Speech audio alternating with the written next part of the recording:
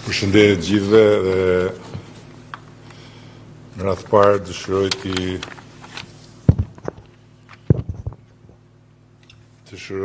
të përcjell një përgëzim atyre që kanë punuar me këtë inovacion dhe që do t'i japin jetë një qasje të re në aspektin e shërbimit publik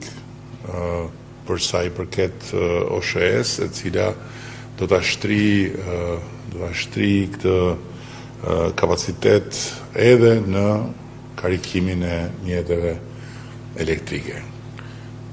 Ky është një lajm shumë i mirë, i cili vjen në një moment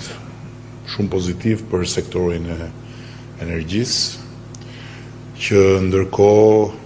është kthyer edhe në një sektor ku inovacioni ka zënë hapësirën e vet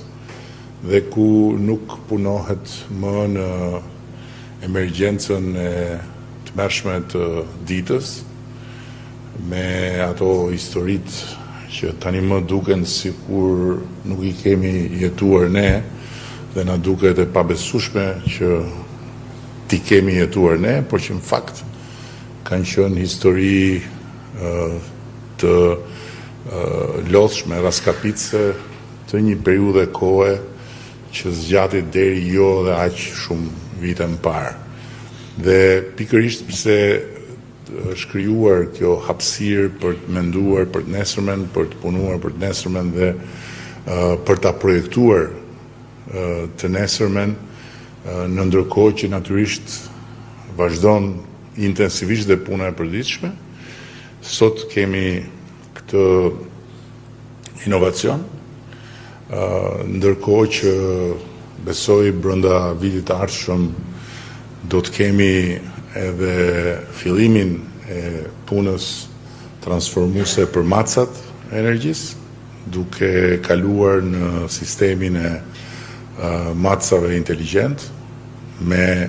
një parti të parë prej rreth 350.000 macash, dhe brenda këtij mandati besoj që do të përmbyllim edhe këtë proces, që patjetër do ta ul edhe më shumë nivelin e humbjeve teknike në rrjet, duke e çuar pa diskutim në mesataren e poshtme të Bashkimit Evropian, por edhe do të rrisë cilësisht faturimin e çdo konsumatori, duke riparuar edhe ato